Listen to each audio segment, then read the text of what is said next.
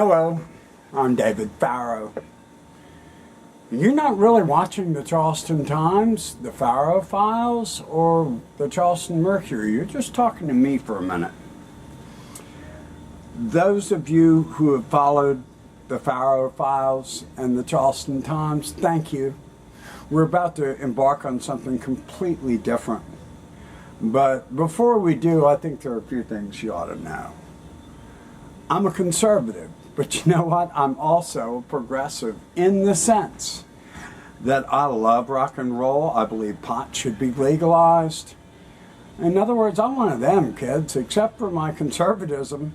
I think most conservative, I'm not particularly religious, although I totally believe in God. I think there's a lot of nonsense going on. Now, I want to warn you because I'm going to talk about something that's going to upset some people. So just stop this right now if you're easily offended. A lot of you know that I've been spending a lot of time doing film, learning how to do film. And I'm nowhere near where I need to be, but I'm really enjoying it. Here's the thing. I've also spent a lot of time studying political philosophy in the past year and a half. And tell you the truth, all my ranting and raving isn't going to amount to a hill of beans. Personally, I think it's all going to come crashing down before you know it. Oh well. But I've also spent a lot of time with this book in mind here. And this is a real book.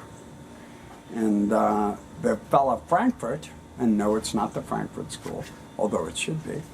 The fellow Frankfurt wrote this for Princeton University back in 2005, and it is an intellectual discussion of, and here's what I think you ought to take away from it. Because I think you can really kind of set it all up with this one paragraph.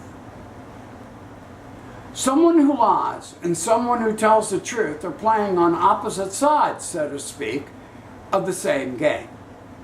Each responds to the facts as he understands them, although the response of the one is guided by the authority of the truth, while the response of the other defies that authority and refuses to meet its demands. The bullshitter ignores these demands altogether. He doesn't reject the authority of the truth, as the liar does, and oppose himself to it. He pays no attention to it at all. By virtue of this, bullshit is a greater enemy of the truth than lies are. There we are.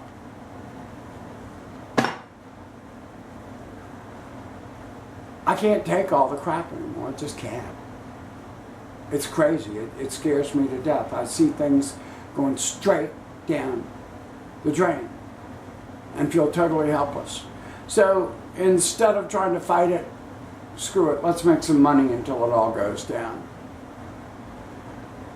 I just wanted to let you know that I really appreciate all the help and support that I've gotten the past 2 years, but it's time to go a different direction. Besides, having read the book, I know the deal. Stay tuned. We've got a lot of really good stuff coming this summer. I'm David Farrow, and you are watching me. Sarah want to say on late night television? But wait, there's more. The following program contains coarse language and nudity. Viewer discretion is advised.